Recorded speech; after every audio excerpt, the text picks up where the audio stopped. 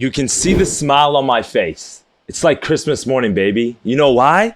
Because it's today. College football is back. Oh man, I'm so excited. And in today's video, I'm gonna give you 2 plays in tonight's games. And I'm also gonna give you 2 college football playoff futures as well. All right, my friends, let's get into these winners. What's up, guys? Your boy Noble Living back with another DYF Bets video where I'm breaking down my favorite picks and plays of the day as we're just trying to get to that bag together and make some money. Making money is not what we've been doing here on the channel of late, if I'm gonna be all the way honest with you, because baseball, it's been really rough. We didn't have a video yesterday. I do apologize about that. But on Tuesday, we had a video and we went 0-2. We lost in the Cubs and Pirates nerfies. We got through the first half of the inning, and then Justin Steele gave up 2 runs in the bottom of the first. You hate to see that. And then we also lost in the Yankees team total over 5.5 runs. Both of those are so annoying because the Yankees, I mean, come on, they made Patrick Corbin look like a true ace. I mean, I'm not even gonna get into that. I'm done with baseball. Well, we're gonna still bet baseball, but for right now, we're chilling on baseball because college football's here. Right now, we're a little bit under the weather for August. I'm not gonna lie. 8 games under 500. I don't think I've ever had such a bad month so far on the channel,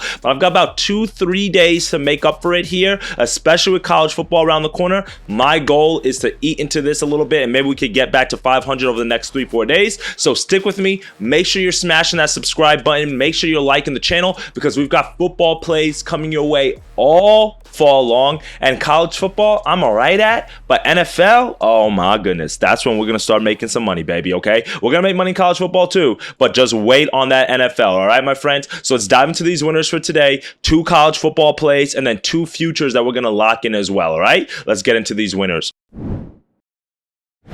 For my first best bet of the day, let me first mention this caveat, okay? Both of these games that I'm taking today are really like the only pick'ems on the board. There's just way too huge of spreads. Obviously, that happens the first few weeks of college football season. You guys know that. You got big underdogs playing against really heavy favorites. You got these big Power 4 programs playing against like really small schools. So sometimes you're going to have that. I'm not a big fan of laying 30, 40-point spreads. If you follow me, if you tapped into my channel, if you're on the Discord group, you know that. I don't play big spreads. If I am, it's typically something that has to be super obvious, or I'm going to tease it down, put it inside a parlay just to be safe, because I mean, how are you going to get mad at a team for not covering a 43-point spread and they won the game by 40? You get what I'm saying? It's just hard sometimes to get those backdoor covers. So for today, if you're looking for me to take some of the huge teams, it's not going to happen. But the first bet that I like today is going to take place inside of that UNC Minnesota game. Now, this one is basically a pick'em as we have Minnesota at home against North Carolina, and there's a lot of question marks about both of these programs, specifically North Carolina. Obviously, Drake May left. He got drafted. That was their best quarterback, one of the best players that we've seen go through the program. And now there's a lot of question marks about what is UNC going to do this year, okay? They don't have a lot of production returning on both sides of the football. And then when you look at it, they lost their starting quarterback, Drake May, Heisman contender. You know, he was a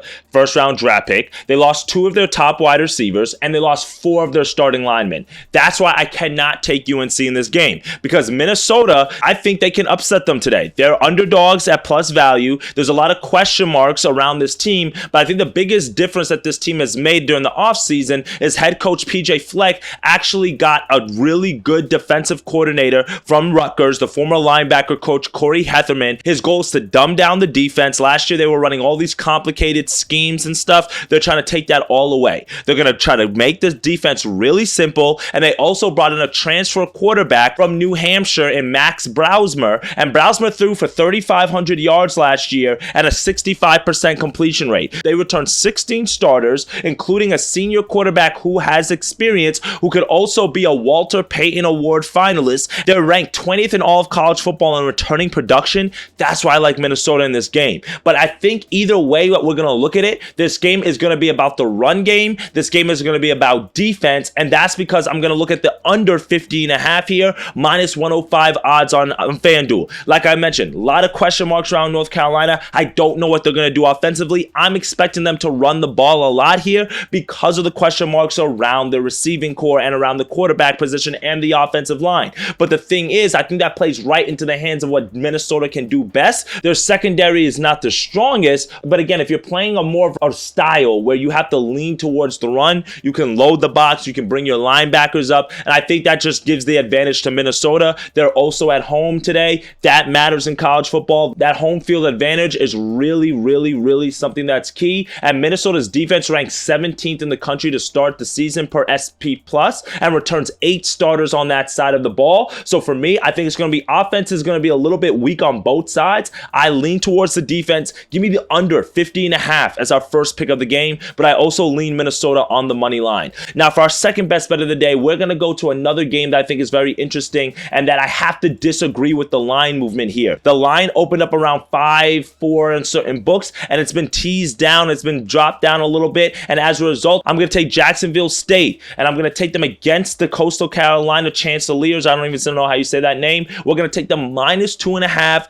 -120 odds. Now, your book is probably going to have it at -3. You can lay that, but if you know me, I'm going to buy the hook. I'm going to pay for the juice so I don't have to deal with a field goal, game-winning field goal, and now we push. That's going to be annoying, okay? Jacksonville State is a very, very, very solid program. They don't really have mid-majors in football, but this is a mid-major program that is really, really good, okay? Last year, they went 9-4, and they were the first team in FBS history ever to win a bowl game in their very first year that they transferred from FCS into FBS. That's very impressive. And then when you also look at them in close games last year, they were really good. 4-1 last year, and games decided by 1 possession or less. That's why I like Jacksonville State here today, because Coastal Carolina is another team that has a ton of question marks around them, especially when you look at the quarterback position. Now, Grayson McCall was their quarterback for what seems like the last 8, 10, 15 years. It seems like he's been there, and he's still in college football because he just transferred to NC State. A great pickup for them, by the way. I do lean them today to win and cover the spread.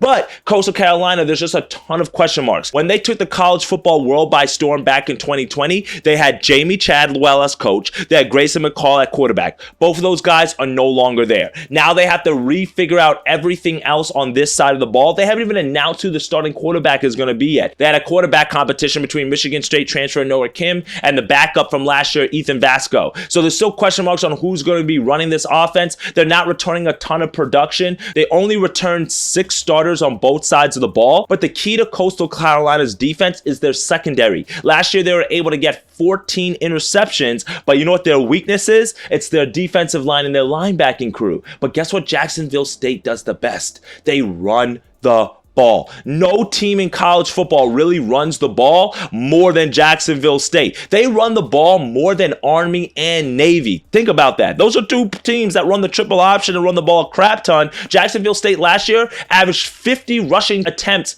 per game. So they're going to run the ball down Coastal Carolina's throat. It goes right at their defense and with their weakness of their defense in the sense of the weak linebackers, the weak defensive line. The Gamecocks averaged 237 rushing yards per game last year and had 4 players averaging over 50 rushing yards per game. And guess what this offensive line is doing? They're returning 3 of their starters, and they ranked 22nd last year in run blocking and 26th in pass blocking. So because of that, I think that they're going to get a lot of protection here. They're going to be able to run the ball down Coastal Carolina's throat. If you want to take an alt line at 5.5, 6.5, I would not be opposed to this. I don't really think this game is close. I think Jacksonville State runs all through this team, and they're really strong on the run defense as well, which is going to play really well into the fact that, hey, Coastal Carolina doesn't really have a quarterback right now. They really don't have that many receivers right now, so they're going to probably try to hand the ball off a few times, which is going to play right into Jacksonville State, what they do best. They're going to run the clock. I don't think there's going to be enough possessions for Coastal Carolina to make this a high-scoring offensive affair like we want to see. Give me Jacksonville State -2.5. Really well-coached program and team there as our second pick of the day. For our third and final pick of the day, we're going to go with 2 college football futures for you guys. If you tapped into the channel a few days ago, I gave you Utah to make the college football playoff at +200. Really like the odd value there. If I were you, I would lock that in now because Utah plays tonight. If they beat Southern Utah, a few guys may be losing week 1, which I don't really see happen. The odds can move on that. So you maybe want to lock that in. But the 2 other college football playoff futures that I'm locking in is going to be Boise State and Memphis, both to make the college football playoff +400, +500. I don't know which one of these teams are going to make it. So if you're a unit management person, split your units. Half unit on Boise State, half a unit on Memphis. Why do I like either one of these teams? Because one of the Power 5 conference teams are going to have to make it in automatically from an automatic qualifier. So if you know how the college football playoff is working this year. 12 teams are going to make it. 4 of the major programs, SEC, ACC, Big 10, Big 12, are all going to get a representative. And then they're going to give one representative to one of the other conferences, whether the ACC, whether the Mountain West. And that's where I feel like one of these programs are going to be able to get in on that automatic bid based on how well they do during the regular season. They're the best teams in their respective conferences. And when you look at their schedule, they should only lose 1, maybe 2 games. Let's look at Boise State's schedule real quickly. They open up the season this week against Georgia Southern. They should be able to win that game. Then they play Oregon on the road. That's probably going to be a loss. Then they play Portland State, Washington State, Utah State, Hawaii, UNLV, San Diego State, Nevada, San Jose State, Wyoming, Oregon State. Any of those names jump out to you? No, they don't. Boise State should be able to win all of those games. Maybe they drop one because something happens in college football. Somebody gets hurt, wear and tear, you go on the road, whatever the case may be. But they could easily just lose 2 games here and they could get in. Now let's look at Memphis on the other side. Let's look at their calendar. They play North Alabama this week. They should smack them. Then they play Troy. They should smack them. Then they play Florida State on the road. Now that could be a loss. It could be a win. Now the reason why it could be a loss is obviously Florida State's a really good program, but we saw them this week lose to Georgia Tech. Maybe it's one of those years where they're not as good as we think they are. And then also keep in mind that this is going to be the last game that their offensive coordinator will be suspended for. And we saw that actually mattered in that Georgia Tech game. So this could be a really sneak win for Memphis. And if Memphis wins that game, then guess what? They are damn near for sure into the college playoff at that point. And we're getting them at plus 500. That's crazy. Let's look at some of their other teams they play this year. Navy, Middle Tennessee, USF, North Texas, Charlotte, UTSA, Rice, UAB, Tulane. Any of those programs jump out you on the football side? No. Maybe UAB. UAB is a really good program, but that game is at home for Memphis. Same thing with Charlotte. That game is at home for Memphis. UTSA, I don't know. That could be a toss-up, but I think they're not as good of a program this year as they're going to be in years past because their starting quarterback, who's been there for like freaking forever, I can't even remember his name right now, he's probably transferred out of there by this point. So Memphis, they're the best team in the American Athletic Conference, in my opinion. And then you also have Boise State, the best team in the Mountain West Conference, in my opinion. So one of these teams are going to make it into the college football playoff. Hey, both of them might make it. You never know. Because the big Power 4 schools could cannibalize themselves. You never know what happens. Anything could happen. But for me, with 12 teams getting in, we're for sure getting a for sure bid. We have to sprinkle something on one of these 2 teams. And I like both of their chances to make it in at really good odds value. So let's lock in these 2 futures for about a half unit play or so for us to be able to give ourselves some hedge risk to go with Utah to make the college football playoffs. Those are 3 futures I've given you thus far in the college football season. I'll add a few more as the year goes along.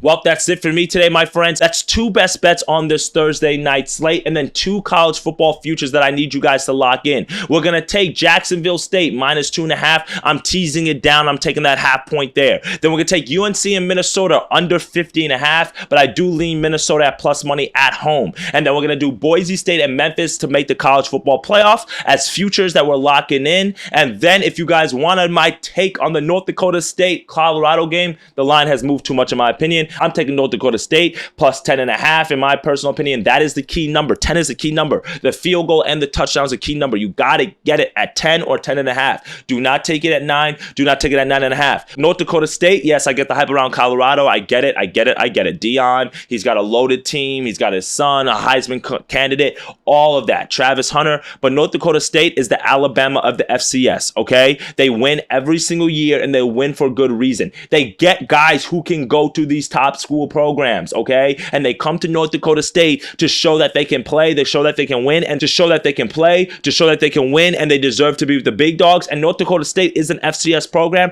that consistently gets people drafted into the NFL, so they have NFL talent over there as well. I don't know if Colorado is going to win this game by 2 possessions. They are at home. I expect them to win the game, but 9.5, 10.5 points is way too much for me, especially when it opened up at 7.5. Give me North Dakota State at 10.5, not an official play for you guys, but I'm giving you my take on what I want in that game. All right, my friends? I'm super excited. You can tell my energy's up. I'm pumped because college football is here. So listen, man, I'm tired of baseball, but we're still going to bet it. I'm tired of WNBA, but we're still going to bet it. So make sure you guys are sticking around and let me know what you're taking tonight. Let me know what you like. I love this time of year, my friends. Football games all over the place. It's like 90 games from now until Monday. That's amazing. I can't wait to be a part of the action, and make sure you guys come back every single day. So this way you guys can stay up to date on all the picks and plays that we're taking. And as always, let's get to that money. Let's get to that cheddar, and I'll see you on tomorrow's video. Later, gang.